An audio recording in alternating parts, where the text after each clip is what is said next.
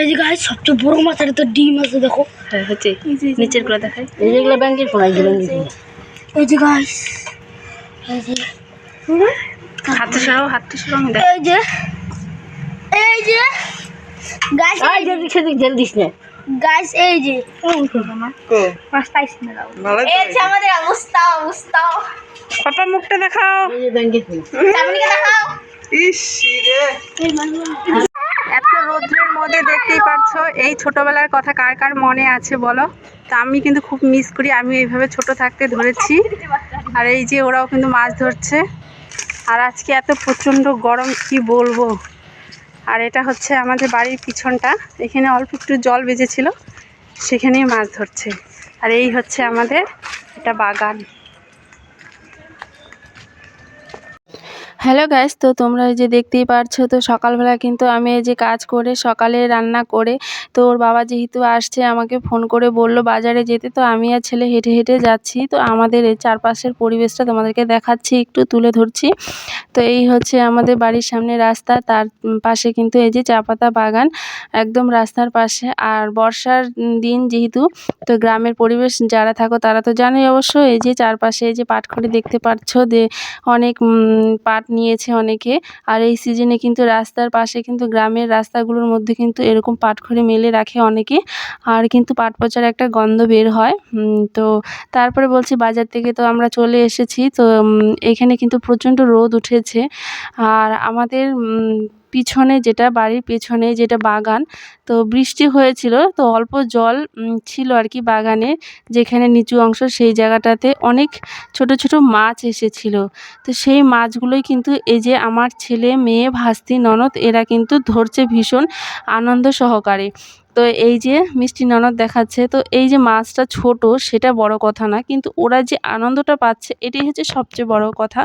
তো এইখানে প্রচণ্ড রোদ উঠেছে, সেটা কিন্তু ওদের গায়ে লাগছে না। আর তারপরে যে কাদা, সে কাদাও কিন্তু ওরা ঘৃণা করছে না, কারণ গ্রামের বাচ্চা কাচ্চা কিন্তু অতটা সেরকম মানে ঘৃণাময় নয় যে সব কিছু ওরা মানিয়ে নিতে পারে।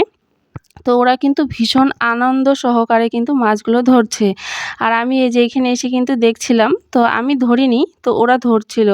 তারপরে এখানে কিন্তু আমার রান্নাও মোটামুটি হয়ে আসছে। তো এখানে আমি অল্প চিকেন কষা নামালাম, যেহেতু আমার ছেলে কষানো খুব ভালোবাসে। তারপরে এখানে যে গুঁড়ো মাছের চচ্চড়ি করেছি। আর আমাদের ওর বাবা কিন্তু গুঁড়ো মাছের চচ্চড়িটা ভীষণ ভালোবাসে, বড় মাছ বেশি একটা পছন্দ করে না। কিন্তু বড় মাছ আমাকে আনতে হয়, রান্না করতে হয়, যেহেতু আমার শাশুড়ি মা উনি চিকেন খান না, তো ওনার জন্য বড় মাছ, আর উনি বড় মাছটা ভীষণ পছন্দ করে। তো আমি বড় মাছ 2 পিস ভেজেছি। আর এখানে মাছের ডিমও আছে, পটল ভাজি করেছি। তো মাছের ডিম দিয়ে এখানে শুক্তো করেছি। আর কাঁঠালের যে দানাটা হয় সেই দানাটা কিন্তু আমরা মানে খাই আর কি, ভীষণ ভালো লাগে। তো এই কাঁঠালের দানা দিয়ে আরও সবজি দিয়ে তারপরে কিন্তু আমি শুক্তো করেছি। তো এটা বন্ধুরা কে কে খাও সেটা কমেন্টে অবশ্যই বলবে। আর কাঁঠালের দানা কিন্তু অনেকেই ভালোবাসে, এটা আমি জানি। অনেকে হয়তো বলতে চায় না, কিন্তু আমি বলে দিই, কারণ আমরা খাই যেটা সেটাই বলছি। তারপরে এখানে হচ্ছে যাই হোক, কথা বলতে বলতে আমার রান্নাও হয়ে গেছে। তো আমি এই যে চিকেন নামিয়ে নিলাম, একদম গরম গরম, কালারটাও বেশ সুন্দর এসেছে। তারপরে কিন্তু আমরা দুপুরে খাওয়া দাওয়া করে এবার ওর বাবা হচ্ছে দুপুরে ঘুমিয়েছে। তো এখানে ছেলে মেয়েকে নিয়ে কিন্তু আমি ক্লাসে যাব, তো রেডি হয়ে গেছি। যেহেতু ওর বাবা পরে যাবে আমাদেরকে আনতে আর কি, তো ঘুমোচ্ছিল। আর আমি এই যে এখানে ছেলে আর মেয়ে যাচ্ছে, বেরোচ্ছে রাস্তার দিকে।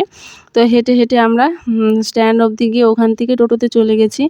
তারপরে ক্লাস শেষ হয়ে গেছে বন্ধুরা, এবার এসে কিন্তু এই যে মোমো খেয়ে নিলাম। তো ছেলে কিন্তু স্যুপ খাচ্ছে। তো এইখানে এই যে মানে সন্ধ্যা এখনও লাগেনি, আজকে তাড়াতাড়ি ছুটি হয়ে গেছে। তারপরে বন্ধুরা বাড়িতে চলে আসবো আর কি।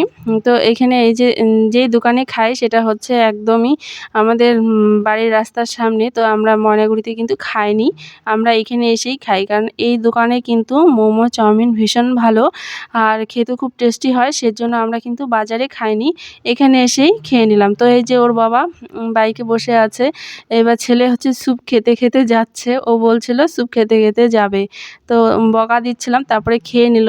এবার ময়নাগুড়ি থেকে আমরা আজকে 2টো আনারস কিনেছি, ছেলের ভীষণ পছন্দ। তো এই যে 2টো আনারস নিয়েছি। তো বন্ধুরা ভিডিওটি কেমন লাগলো সেটা অবশ্যই বলবে।